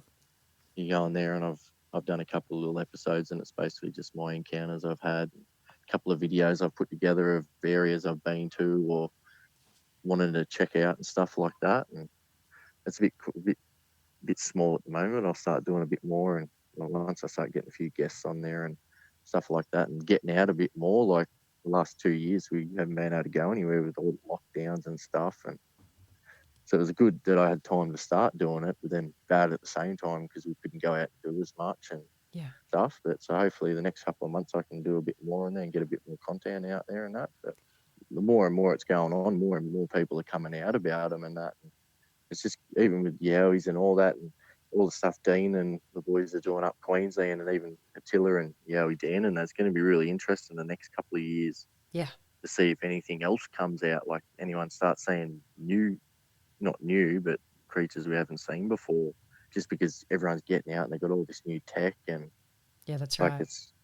I've spoken to a couple of guys in America and they're talking about the thermals and stuff, and they were saying like I was going to buy a pulsar one, and he said just hang off a couple of months. He goes, I know, one of the guys said, I know there's some new ones coming out and they're going to be even cheaper and they're going to be just as good or if not better. And so the next couple of years you just got to look at the drones, how much they've changed in the last 2 years. You've gone from paying $5-6 grand for one that I picked one up the other day for $450 and it's 4K camera. Right. So imagine all this technology in the next couple of years, like next year or two, I reckon the boys up Queensland or Attila and that are going to find something that just blows everyone's mind just by the tech upgrading and stuff, like, and getting into spots that people haven't been to before. Like, it's scary and like really interesting at the same time, like what could happen the next year or two. Like, Yeah, for sure. because how quickly everything's changed the last 12 months with the guys up in Queensland and the Tiller and that, all the rest of the boys like Yowie Dan, like he's always finding stuff. Like, other than Dean and Buck and Gary's like thermal images, his little video of the Yowie, I reckon it's probably our best footage we've got anywhere. Have you seen that? It was actually on the track documentary. Have you seen yes. it? Yeah. Yes. And I always used to say that's like our Paddy film.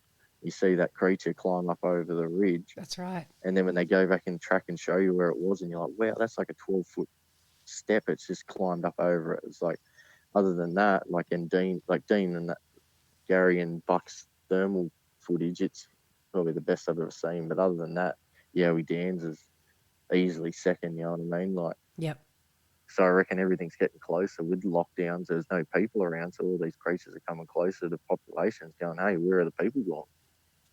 And you might find now that people are starting to come out again, you might have Yowies who were getting habituated to the fact that there are people aren't around. So you might find Yeah, now that all of a sudden there are bushwalkers and there are people out, there might be yeah, some accidental encounters and yeah, sightings, or more than yeah, before anyway. yeah. That's what I reckon. I Mm. reckon the next year or two there'll be more coming out about everything than there ever will be. You know what I mean? Like, you just got to look at the UFO stuff with the FBI and that releasing stuff in America, and that never thought they'd ever do that sort of stuff. You know what I mean? They've released footage of stuff with the Navy and that, like with Yowies and that, with people getting into areas they've never been to before and all the new tech. I reckon, yeah, the next year or two, if we're ever going to get them properly on film and properly noticed, like, I reckon it's going to be then. Like, it's like I'm saying, it's exciting and scary at the same time. Yeah, absolutely. Like they're not supposed to be out there, and none of this is supposed to be real. It's supposed to be fairy tales and nursery rhymes and stuff like that. And it's just scary that the nursery rhymes and the fairy tales and all these movies are obviously being based on these creatures. Yeah. And you got a photo of one. Yeah, Yeah. So that's that's no it's, fairy like I tale. said. I'll look at it. I even now I can turn the computer on and look at it, and it's still the hairs on the back of your neck stand up, and you're like, wow, that thing's real. Yeah. Like, You might become what's the that? Australia's Dogman expert, John. Yeah, pretty. It's pretty. Like I said, it's pretty cool. Pretty scary. Like, you don't want to go out looking for them. Like, before I had the encounter, you wouldn't even think to go out and look for that sort of stuff. But now you're like, it scared the crap out of me, but I want to know more. And you want to go out, even though you're crapping yourself in the car when you pull up somewhere, you're shaking nearly when you get out because you're like, what's going to happen now? Yep. But you still, Dean and that would be the same. Like, I don't know if they probably don't get scared, but just the nerves and that, you're like, oh, what's going to happen tonight? And you get out and something doesn't happen. If something does happen, you're like, wow, like, it's a crazy feeling. It's Yeah. not, like I said, they're not supposed to be real. They're not supposed to be out there. And I do believe Dean definitely has fear. He Mm. suffered PTSD for months after his terrifying experiences. Yeah, So it definitely the nerves. And apparently, according to Gary and Buck, Dean doesn't sleep all night. The other guys yeah, will pass out and snore the night away, but Dean yeah. just doesn't sleep. He's way too I on know edge. after I had my encounters with Dogman, I'd wake up in the middle of the night. And I'd be walking, having a dream. I'd never dream, but I'd have a dream. I'd be walking down the street or something, and then I'd hear that howl, and I'd wake up and go, "Oh shit, it was a dream." Like, it just once you have an experience, like, no matter what you do, you're not going to forget about it. Like, at first, I thought I was a bit paranoid. You know what I mean? But it's not when you're realizing and you're seeing stuff and physical stuff like getting a photo and that. Like, you're like, that's not being paranoid or seeing things. Like, when you've got a photo of it, there's evidence that there was actually something there. Like, Yeah. it's just Yes. and Absolutely. it's That's still hard to explain, like, to this day. You know what I mean? Like, I've had a couple of times I spoke on podcasts about it and that, and it's still like mind boggling telling people about it, what happened and what I seen and what I got a photo of. It's still hard to believe, even though there's a photo there for me to look at every day to prove that there was something there. Like, these spots I was going to, they're like a national park, but they're not. They're like a state forest or something like that. But every morning the gates get opened at 6 o'clock and then they're closed at night. And it's like, I don't know why they do that. And then sometimes you go there and they're open, and then some days they're locked. And it's like, do they know that these creatures are in the area and that's why you're not allowed in there at night? But then I've had these encounters during the day. Like, it's like the government and everyone would have to know that these things are out there. oh yeah, Like, it couldn't of just be course. random people finding them. You know what I mean? Like, they have to know that they're out there. And for a spot like that it's not a national park, but it's treated like one, and they have gates, big, massive gates you can't get through. You can't walk in there overnight. They're just locked up. And then the couple of times I've been over there and had encounters, and it makes you think, like, oh, is that why they're locking the gates? Because they don't want people going missing? Or And that's the main reason I come out with the photos, because I was pretty embarrassed. I didn't want to show too many people and that. But the thing was, like, maybe one day it might be the reason someone gets found safe, like they find someone before they're dead, or one of these creatures might take someone, they die, but it could be, instead of people dredging the river looking for them in the water, someone might be like, oh, remember that photo we seen of this creature over here? Maybe we should look in the bush, and it could be that the family gets a body to bury, you know what I mean? Like, Yeah. and that's the main reason I come out. Like, it's like I have to tell people about it so they know that these things are out there, even if they laugh at me and think, well, you're mad. It might be enough that they're walking through the bush one day and they hear something falling and they go, shit, that stuff Johnny was talking about, maybe it's true, we better get out of here, you know what I mean? It was like something like told me, like I had to tell people about it. Yeah. And I still haven't worked it out, but that's the only thing I think of. It's like, if I didn't know about these things and I was going out into these spots and someone had seen it, I'd want them to tell me Yeah. that they're out there to sort of always watch their six or whatever, like they say. Like, it's just, yeah. We've had Absolutely. friends that go out in the bush and go hunting and everything, and I show them the photos and they laugh and go, that's bullshit, blah, blah, blah. And I've had one of my good mates, I had a big argument with him one day, and I said, look, I wouldn't come out and show you this stuff if I was lying or making it up like I'm telling you, because I know you go out with your kids and you go hunting and you go bushwalking and all that. I just want you to think about it when you're out and you hear something, it could be one of these. And he said to me, Johnny, it's not that I don't believe you, I can't believe you. The thing is, if I'm going out and I've got this in my head, I'm going to be worried about it all the time. You know what I mean? It scares the crap out of me and I won't ever go in the bush again.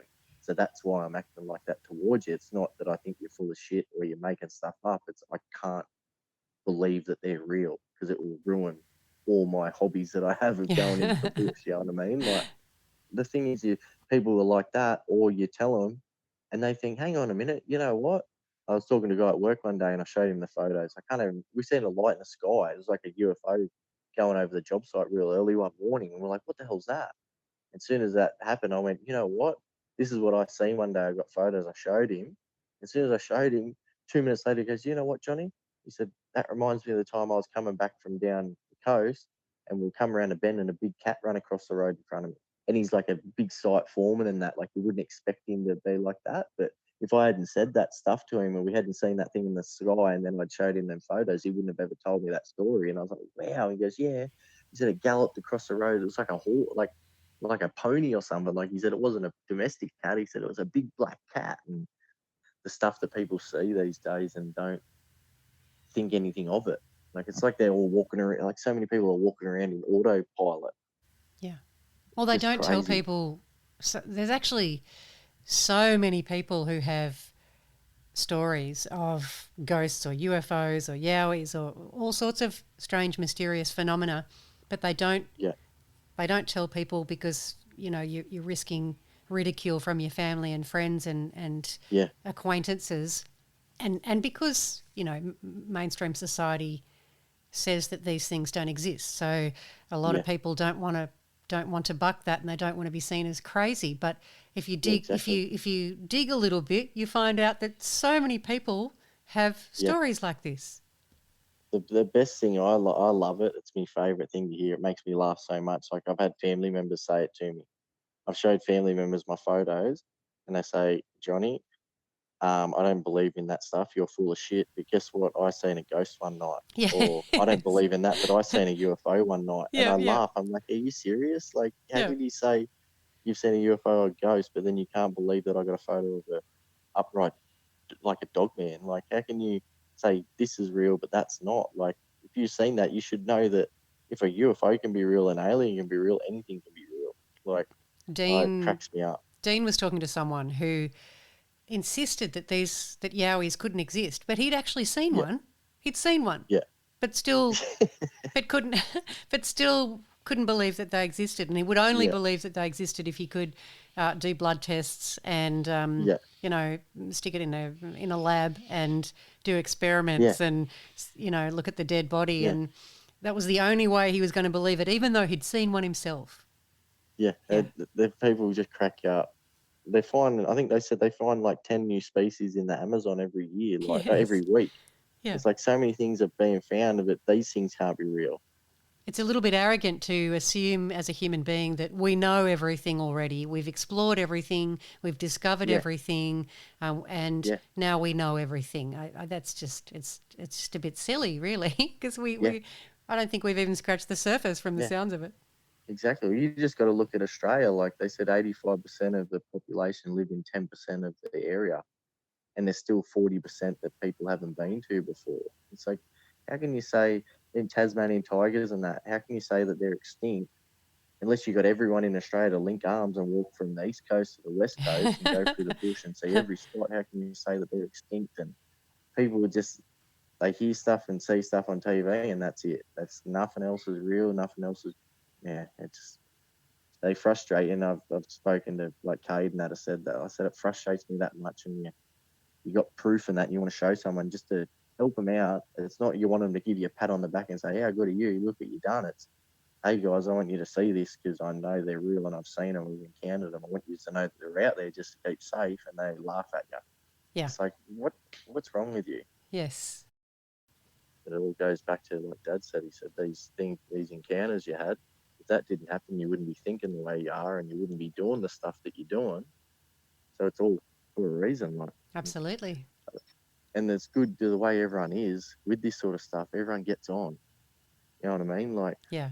you talk to Yowie, Dan, and Dean and all that. Like, I've never spoken to Dean, but you know what I mean? Like, everyone gets on though. There's no, oh, he said this or he said that. Like, there's no hissy fits between people. Like, everyone's interested in what they're finding and stuff. Like, it's crazy because everywhere in the world, like, you drive down the street, someone looks at you in your car, oh, how'd you get that? You know what I mean? Whereas, Dan brings out a video, or Dean and that bring out like their thermal video.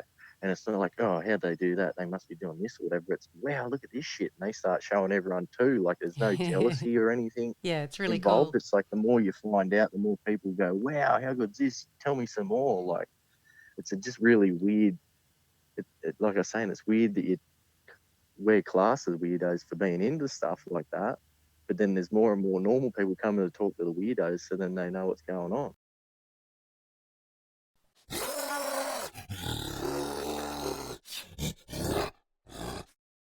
And that was John Kershaw, host of YouTube channel Creepers, Cryptid and Paranormal Corner. I will share John's photos to the Yowie Central Facebook page, so check that out after the show. If you haven't seen the movie Predator and you're wondering about the sound that John mentioned, I did a little online search and found something that's pretty close to what John is describing.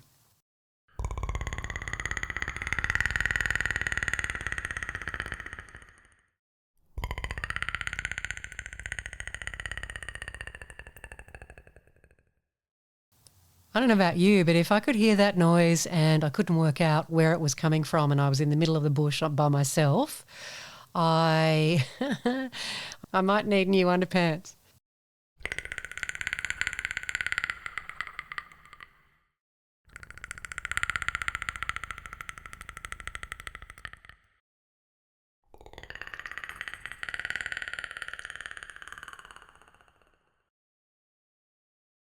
Remember, if you've had a sighting, whether it be of a Yowie, a Junjati, another cryptid creature altogether, a dogman, or something in the paranormal realm, or something in the UFO alien realm, I would love to talk to you, and I'm sure the Yowie Central listeners would love to hear your story.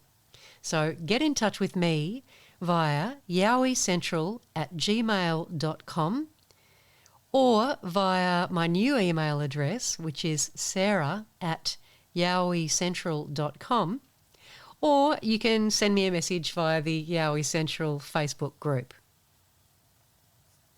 And just a note, if you want to join the Yowie Central Facebook group, I've got lots of people joining at the moment and I've declined a couple only because they look like bots. And it doesn't look like a real person's behind the profile. So if you're listening to this and I've declined your request, put the request in again, maybe send me an email or a message so I know to look out for it and I can approve it. Well, that's all I've got for you today, my friends. Yowie Central will be back next Wednesday, so I'll catch you then. Stay safe.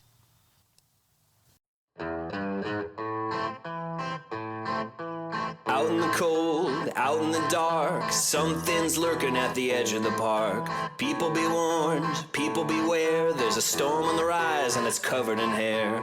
Hear him cry, hear him howl, looking for someone to disembowel. Claws like a hook, eyes like coal, feet so big they're gonna crush your soul. They call him Sasquatch. Out in the night when nobody can see, under the darkness behind the tree. Is he a monster? Is he a man? Is he a demon under Satan's command? Hear him cry, hear him howl, looking for someone to disembowel. Claws like a hook, eyes like coal, feet so big they're gonna crush your soul. They call him Sasquatch. Yeah!